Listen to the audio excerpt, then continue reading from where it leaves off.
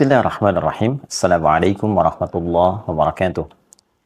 Alhamdulillah Rabbil Alamin. Wassalatu wassalamu ala Rasulillahil Karim.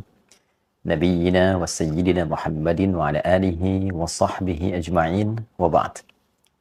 Saudara-saudariku, sebangsa, setanah air dimanapun berada, Alhamdulillah wa syukrulillah ala kulli ni'amillah.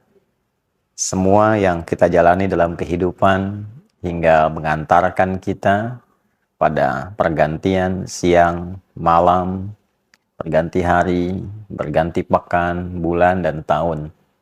Kini semua perjalanan itu mengantarkan kita pada hari yang baru, di bulan yang baru, di tahun yang baru, menurut penanggalan Hijriyah.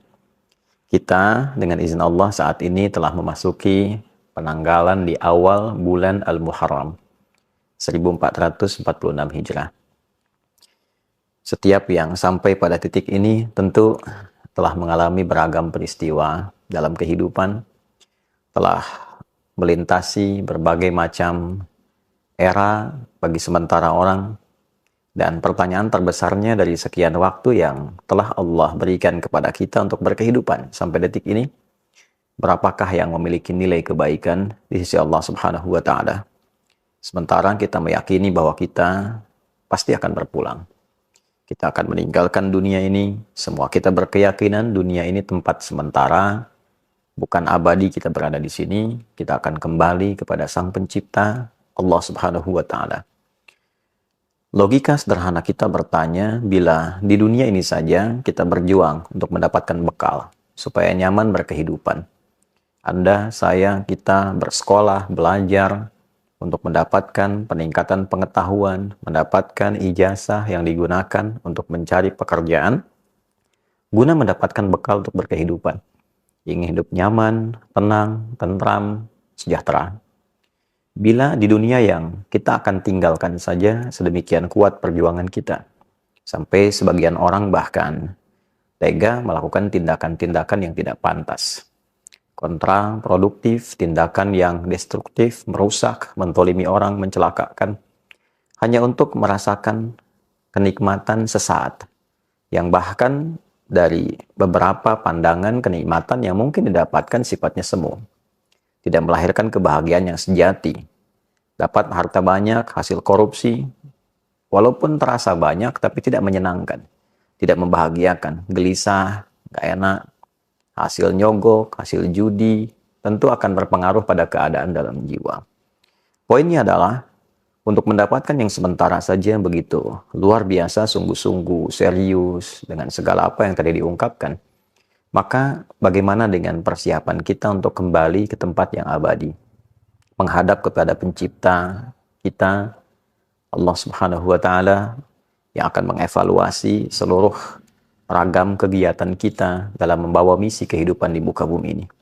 Tentu penting mendapatkan waktu untuk berkontemplasi, untuk merenung, untuk mengevaluasi perjalanan hidup kita.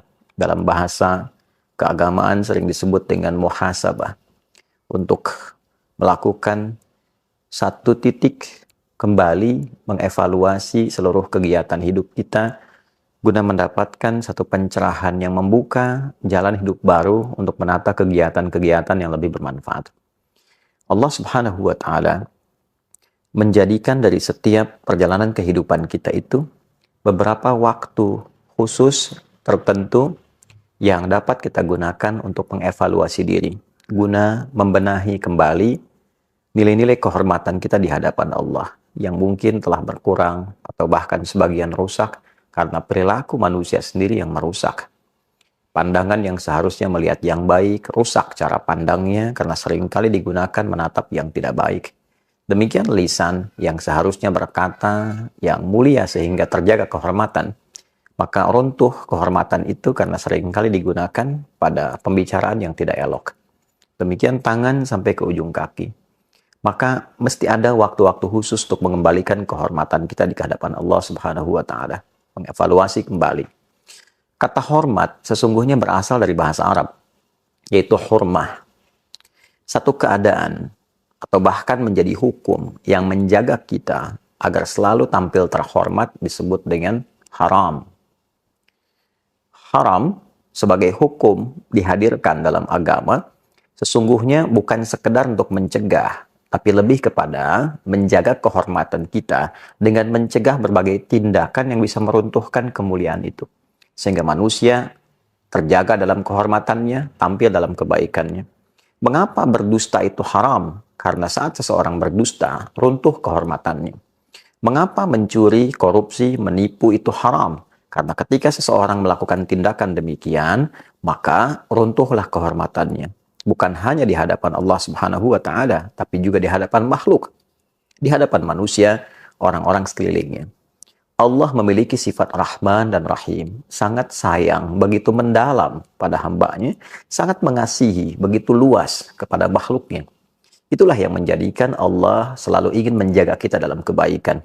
Bila tangan ini pernah salah melakukan tindakan, maka harus dijaga dan dikembalikan kepada fungsinya yang baik, sehingga kehormatan tangan itu terjaga dengan baik sampai pulang menghadap Allah. Diri kita diciptakan baik, Allah inginkan pulangnya pun baik dan terhormat. Itu poinnya. Maka segala yang diharamkan itu disebut dengan muharram.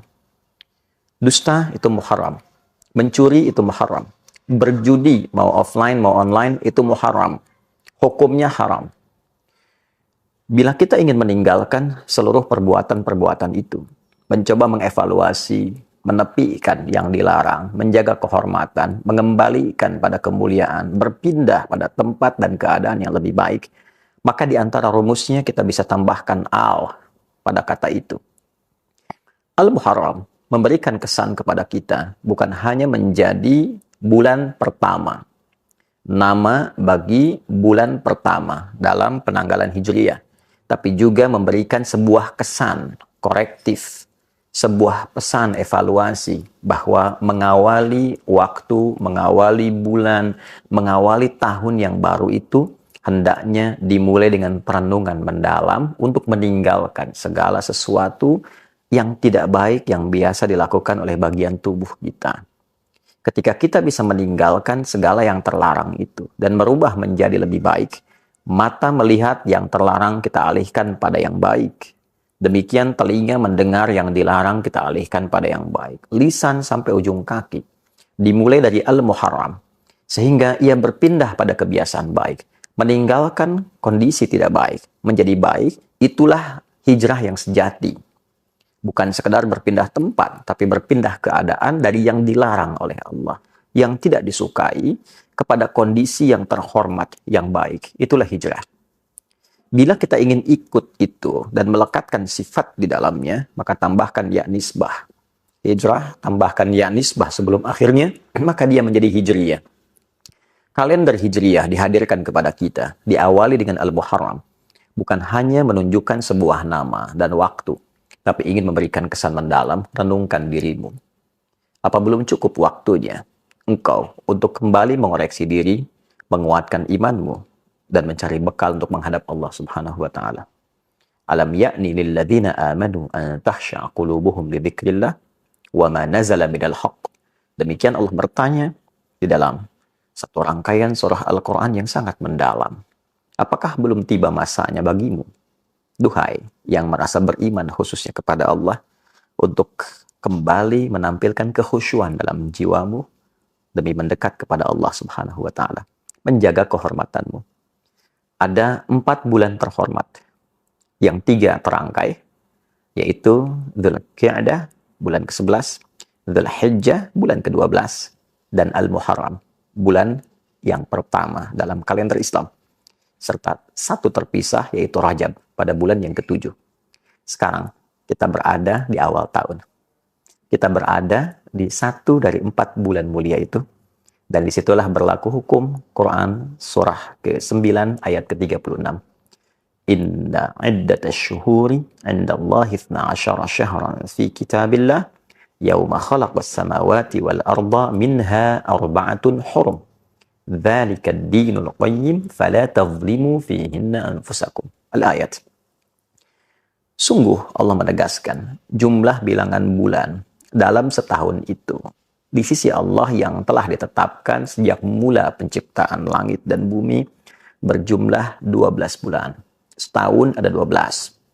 Dari 12 itu ada 4 bulan utama yang desainnya untuk menjaga kehormatan. Desain muhasabah, evaluasi, koreksi diri. Maka jika Anda telah hadir dari 4 bulan itu, maka kata Allah, فَلَا تَظْلِمُوا فِيهِنَّ أَنفُسَكُمْ. Maka berusahalah untuk mengoreksi diri.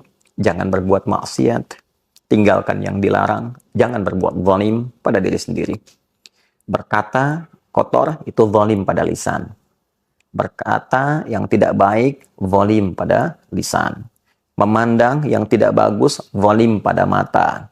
Mendengar yang tidak mulia, zalim pada telinga. Fala tazlimu fihinna anfusakum. Jangan sekali-kali engkau mencoba menzalimi dirimu di waktu-waktu itu. Nah, itulah ketentuan agama yang benar. Ya, Allah menyampaikan dzalika dinul qayyim. Sebelumnya, ketentuan agama yang benar itu di antara pembuktiannya adalah penjagaan terhadap perilaku kita untuk tampil lebih mulia. Ini yang tampak di hadapan Al-Quran. Definisi kemuliaan di hadapan Allah adalah ketika akhlak kita dapat terjaga yang dihasilkan dari pendidikan ibadah kita kepada Allah Subhanahu wa taala. Itu yang menjadikan suksesnya salat seseorang itu ketika tampak baik akhlaknya. Tanha 'anil fahsya wal munkar. Salat sekian banyak rakaat, sekian panjang dibacakan, tapi tidak merubah perilaku menjadi lebih baik, maka itu hanya sekedar memenuhi rukun syarat untuk naik turun, tapi tidak menjaga kualitas dan kekhusyuan di dalamnya. Untuk itu, saudaraku, sekali lagi, saya Andi Hidayat ingin memohon maaf demi memberikan contoh pertama pada diri pribadi sebelum mengajak siapapun. Saya memohon maaf kepada saudara-saudariku dimanapun berada. Bila selama ini Anda pasti mendapati hal yang kurang wajar untuk kami tampilkan.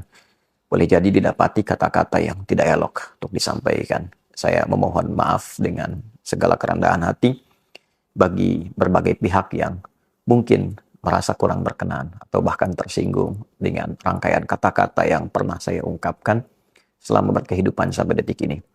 Boleh jadi ada cara pandang yang kurang baik yang pernah kami tampilkan, yang dengan itu mungkin berpotensi menyakiti ataupun juga melahirkan pandangan-pandangan yang tidak elok. Saya dengan segala kerendahan hati memohon pintu kemaafan dan juga memohon doa semoga Allah Subhanahu wa taala senantiasa memberikan bimbingan, ampunan dari berbagai macam dosa yang dikerjakan dalam kehidupan.